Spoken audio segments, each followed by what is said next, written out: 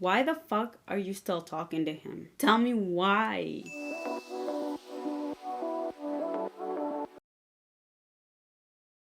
Hi ladies and gents, welcome back to my channel. It's your girl Mina, and I sincerely hope that you all are having an amazing, great day. And today we're finally onto part 3 of what seems like to be the longest story time in history. For real. Don't forget to grab a snack or something to drink because this part is about to be very, very juicy.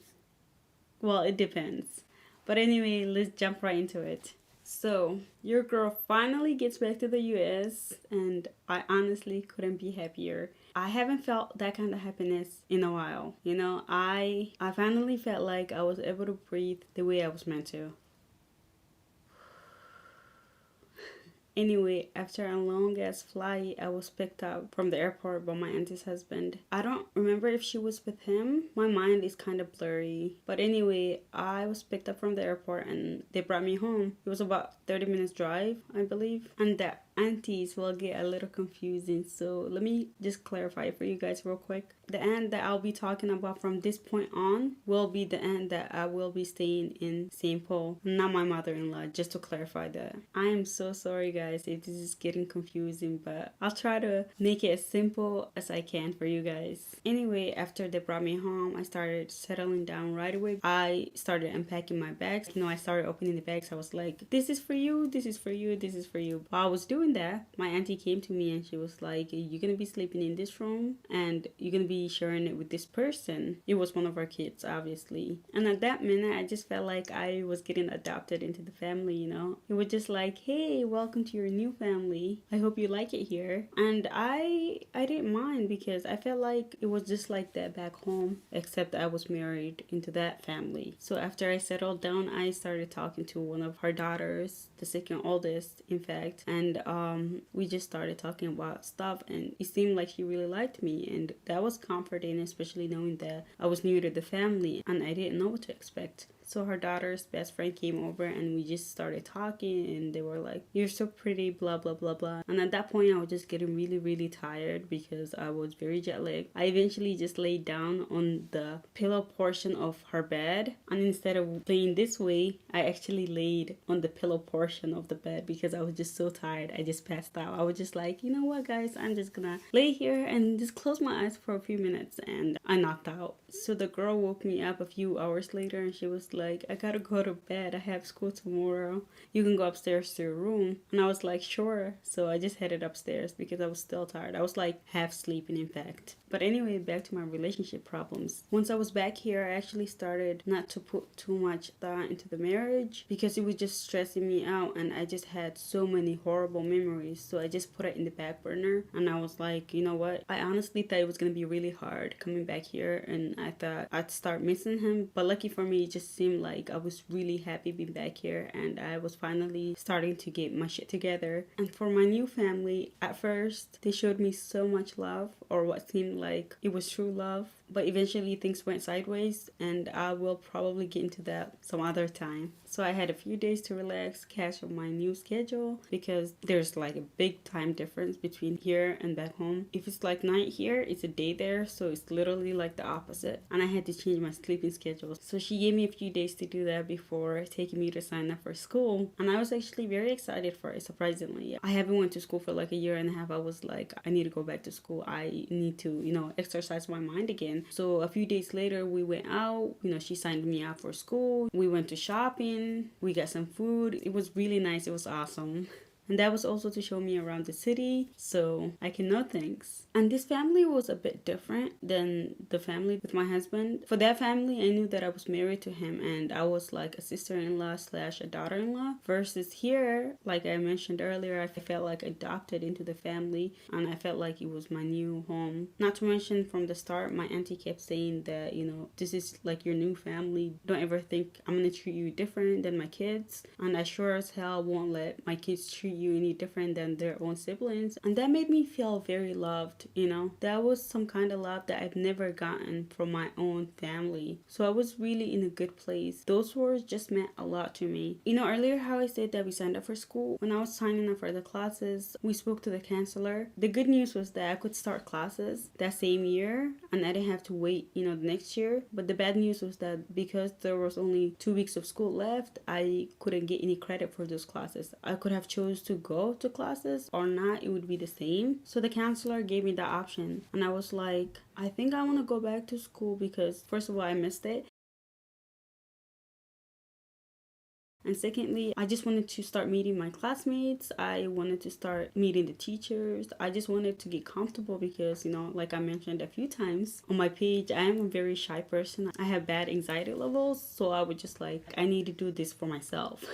So that's what I decided to go with. So anyway, I finally started my junior year of high school a week or 2 weeks later after I got back to the US. I remember the daughter that was being nice to me that first night. Yeah, her. She was also junior that year, so it was nice having her. And at this point, I'm still talking to this guy, okay? And I keep calling him this guy because I don't even think he deserves anything else. Plus, I haven't really come up with a fake name for him. And once again, I still have that tiny bit of hope that he'll miss me because I'm not around anymore. But the thing is that people like him rarely change. So my hope was dying pretty quick anyway. So I remember one of the conversations we had on the first few days of me being back here. It was me telling him all the quick but nice things that was happening in my life, how I was settling here, how cold it was here.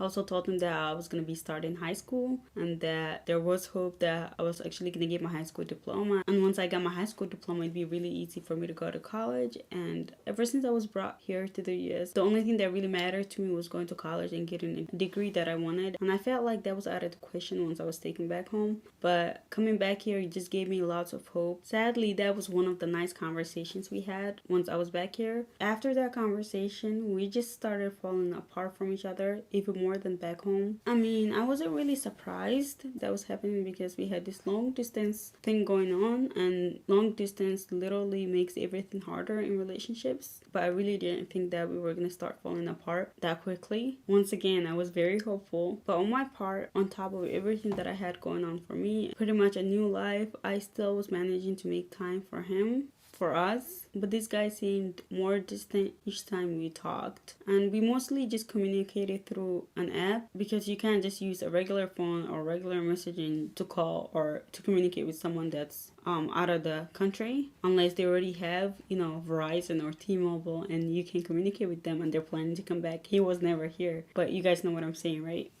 So we mostly used an app called WhatsApp or Viber, and if you're connected to Wi-Fi, you can pretty much make calls and it's free 100% as long as you have some kind of internet. So that was very convenient. But because it seemed very distant, I didn't want to force it anymore. I knew the relationship was coming to an end and I was starting to accept it. I felt like I was forcing him. I mean, he made it seem like talking to me was a chore, and I hate forcing people to talk to me. I hate forcing people to do things for me, you know? Like if I have to force you to be in my life, there's a problem. Pretty much. The little hope that I had was finally starting to fade away, and I was starting to realize that this relationship should probably end. The sooner the better. But at that point in time, I couldn't really do anything about it because we literally have been married for like a year. If I were to go to someone and complain about him and the way he was treating me, it's just like, you have to be patient with him. He's your husband. And God doesn't like divorce unless it's necessary. At that point, I felt like it was necessary. But no one else would have probably seen it that way. So I just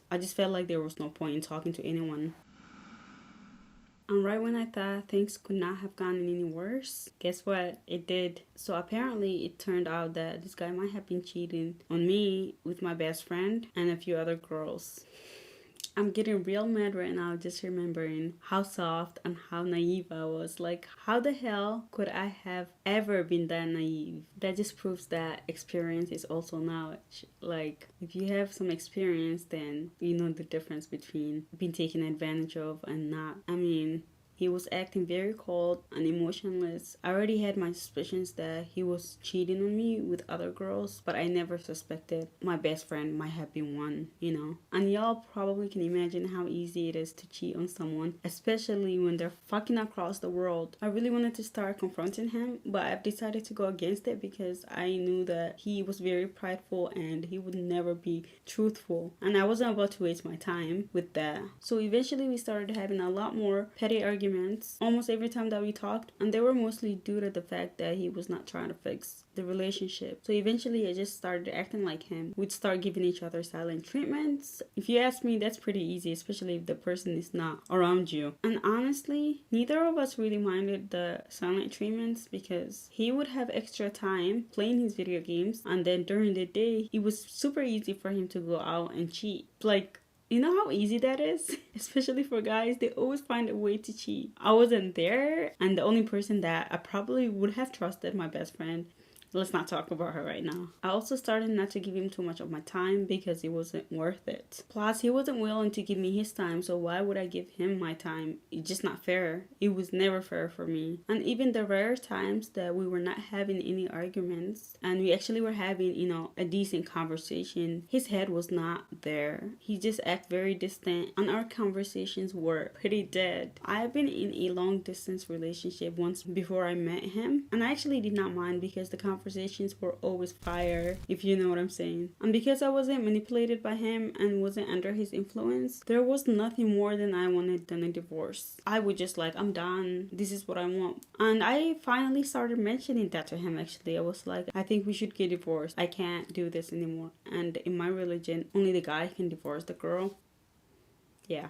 So I kept asking him, I was like, I'm done. I think you should divorce me. But every time I mentioned that, he would talk me out of it and he was like, we literally just got married a year ago. We can't get divorced. My mom spent thousands of dollars on our wedding that she didn't even have. Did you know that she had to sell some of her gold just to make the wedding happen? You're very unappreciative. Another important reason that I wasn't really adamant on the divorce was because I didn't want his family, his mom, and the new family are his cousins. I didn't want all of them to think that I basically just used him. And when I say used him, that means that, like, you know, when we got married, the responsibilities were taken away from my mom and them to this family. So my family could not keep me in Kenya anymore because they weren't responsible for me. And I will get to that story in the near future, like I promised. So because I didn't want people to think that I used him just to get back to the US and, you know, for the ticket money also. So I initially thought about using him just to get back here and just saying fuck you to him. But remember that one night I was just laying down and I was just thinking about using him, but then I was like, you know, you're a bad person, you shouldn't do this. And I finally started not feeling guilty. It was kind of like the opposite. When I got back here, I was just consistently feeling guilty. Every time that divorce popped into my head, I was just like, no, push that to the back of your head. It's impossible. Like literally I was using that word and I was like, everyone is just counting on you. And if there was one thing that I was so against that time, it was just being called a user or someone saying that I used someone else. I hated that. I'd rather people to have used me than the other way around. I just hated it for some odd reason. Right now I don't care about it because I've learned that people use other people anyway. And if you want to think that I use other people, then, you know, whatever. I know who I am. I know that I don't use people unless they try to use me. That's a different story. And it wasn't only his family and his cousins. It was also what others thought of me. I was really focused on that back in the day, especially when people would talk shit about us, mostly me, and they mostly described me as being out of control. I felt like if I ended the marriage, not only would they call me a user, all those rumors would have been true, and I didn't want that. I didn't want to give them that chance. But anyway, back to the cheating speculations, okay? Him cheating with the other girls was kind of obvious, but I'll tell you how I found out about him cheating with my best friend. They kind of exposed themselves, pretty much, and I'll tell you guys why in a little bit. So I kept in contact with my best friend because I didn't have any reason not to before the incident, that is. And because I've always had trust issues with girls, I've never had a best friend before her. Really, that was my first best friend. And guess I was right. So the first summer of me being back here, our relationship was super rocky. And obviously my bestie knew that because we were super close and I would pretty much tell her everything. And that's when I needed her the most anyway.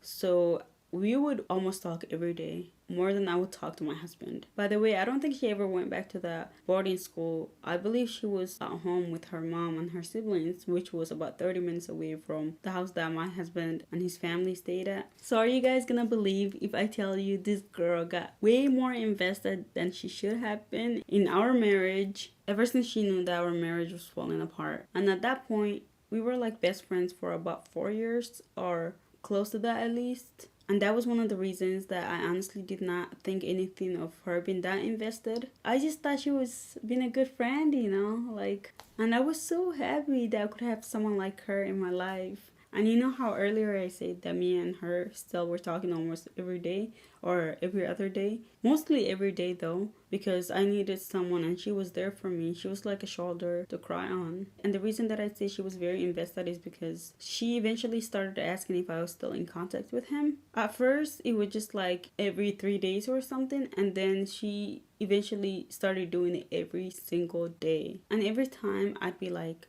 you know, he's still my husband, right? And just because we're going through a lot right now does not mean that I just completely cut him off. That's not how it works. And I told her that there was nothing more than I wanted to cut his ass off completely, like period. I also shared with her that I felt very guilty and very obligated, and every time she just tried to make me feel better, she was acting like a good friend at least.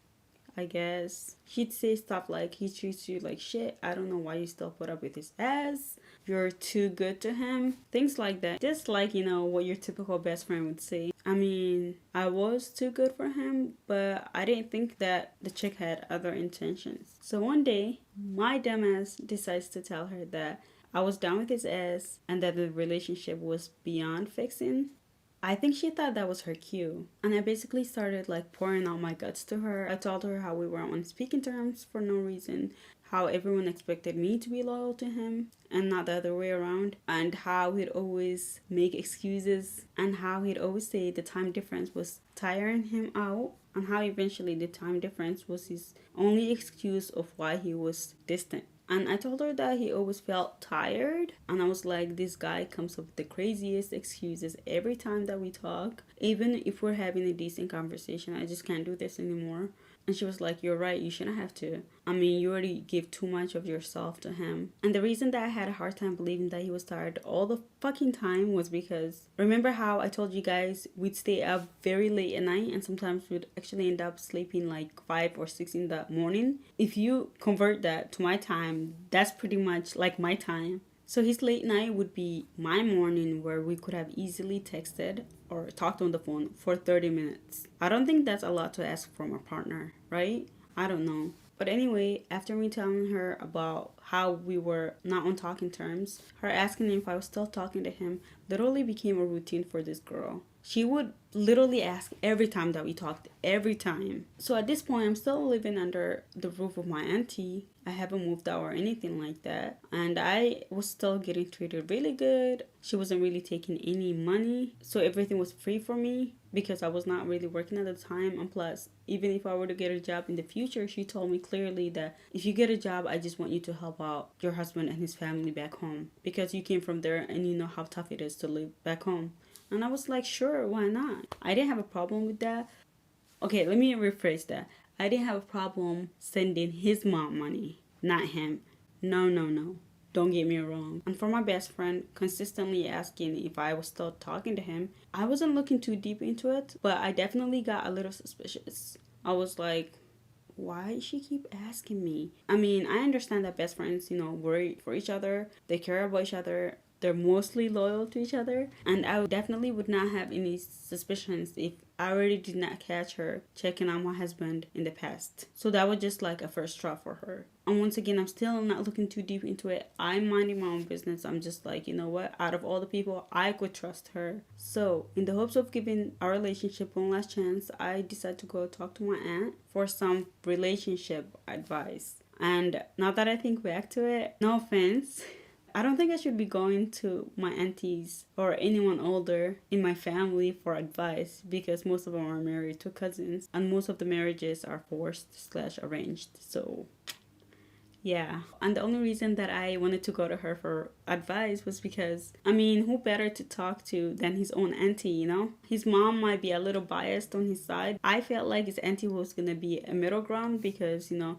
that's his auntie. That's also my aunt. But she also promised that she would be fair to me at all times. So I really took those words to my heart. And that it's my problem. I have a problem with trusting people easily. And at the time, another reason that I went to her for advice was because I was just thinking that, you know, they all seem to be staying in their marriages forever. And I was like, you know what? Maybe they could give me some good relationship advice. So while your girl is in the process of trying to seek some relationship advice for her broken marriage, I get a message from my best friend. And the message said that my husband has been cheating on me with numerous other girls, and she didn't want to ruin the relationship even further if there was any hope. And that was the reason that she kept asking if I was still in contact with him, as to not cause any further drama. And this was before I actually went to my auntie for advice, alright? Like, I was just, you know, thinking about it. I was gonna go to her like that evening or something, like in a few hours. I wasn't like emotionally ready to talk about the relationship with an older person. But all I remember is me just blacking out for one, and I was just like, what the actual fuck, dude? Now you want to tell me this? What kind of best friend are you? So at that point she was in the clear, but with how my husband has been acting and stuff, I didn't have any reason not to trust her. So I never had that talk with my auntie, obviously, and I felt like it was unnecessary for me to even have that talk with her, because at that point I was just like, it's done. Like, there's no hope. There's no going back from that. I won't put up with that. So you guys can guess what happened next, right? I started blowing up his phone and accusing him of cheating with a couple of girls. I mean, that's kind of how she described it. And instead of saying, hey, that's not true, and giving me a bunch of reasons why that was not true, this guy asks who my informer is. And I'm like, are you serious right now? That's the first question that comes out of your mouth? And he's like, nah, I just want to know. I know it's her. And even before I have a chance to reply to that, he says, did she also inform you that she tried to kiss me on numerous occasions, but I rejected her each time? I mean, can't blame a guy for trying to save his ass in the process, right? And when I tell you guys, I was furious. Like, I was like, I don't want to lose it. I need to figure out what's going on because I'm not back home. I was so furious, guys, at that point. But I also knew that he could have easily been fucking with me. And the reason that he felt that is probably because she let his secrets out. I didn't know who to believe. Honestly, at that point, I tried not to show a lot of emotions. But as always, he knew he had me. And this guy tries to be a smartass, and he says, why don't you ask her since she is your best friend? I mean, at that point, my dumbass still trusted her, obviously, for a couple of reasons. One of them was because I did not want to believe that my best friend tried to kiss him. And secondly, I didn't have proof. The only speculation that I had so far was her telling me that he's been cheating. And the reason that I started getting suspicious of her was because, first of all, she should not have waited that long to tell me if she was truly my best friend. And secondly, I don't think it should have mattered whether I was talking to him or not for her to tell me that. So that was kind of weird. So him telling me that I should ask her was still in the back of my mind, even though I really didn't want to do it. At this point, I completely stopped talking to him. I am super pissed at him. I don't know what to do about the relationship, but I'm still talking to her. I've contemplated whether to ask her the question or not, because on this hand it's like I should be trusting her, but on this hand it's like she's not like super clean like I've seen her do things in the past. So I'm like,